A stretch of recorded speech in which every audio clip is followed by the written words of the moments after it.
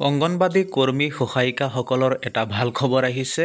অসম ৰাজ্যিক অংগনবাদী কৰ্মী আৰু সহায়িকা সন্থাৰ দাবী মানি সঞ্চালক মহোদয়ে আজি খন্তেক সময় পূৰ্বে এটা নিৰ্দেশ যোগে নো ৱৰ্ক নো পে'ৰ যি নিৰ্দেশ সেই নিৰ্দেশ প্ৰত্যাহাৰ কৰিছে আৰু ইতিমধ্যে কৰ্তন কৰা মাননীৰ সকলো বকেয়া ধন সহ আদায় দিয়াৰ কথা কৈছে অসম ৰাজ্যিক অংগনবাদী কৰ্মী সহায়িকা সন্থাক।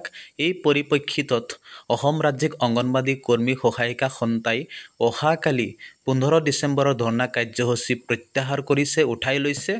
সকলো অংগনবাদী কৰ্মী সহায়িকাসকলৰ কাৰণে অত্যন্ত জৰুৰী এই খবৰ।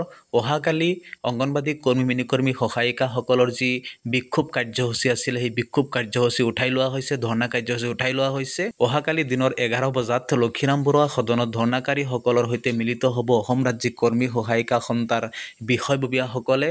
ইতিমধ্যে খন্তেক সময় পূৰ্বে সঞ্চালক মহোদয়ে লিখিত আকাৰে প্ৰতিশ্ৰুতি প্ৰদান কৰিছে যে মাননী যি বকেয়া ধন আছিলে নো ৱৰ্ক নো পে'ৰ যি কৰ্তন কৰা হৈছিলে মাননী, সেই মাননী অতি শীঘ্ৰে আদায় দিয়া হ'ব, ঘূৰাই দিয়া হ'ব আৰু মাননী বৃদ্ধিৰ কথা অতি শীঘ্ৰে তেওঁলোকে ঘোষণা কৰাৰ পূৰ্ণ সম্ভাৱনা আছে বুলি সেই নিৰ্দেশ যোগে অসম ৰাজ্যিক অংগনবাদী কৰ্মী সহায়িকা সন্থাক আজি খন্তেক সময় পূৰ্বে জনাইছে।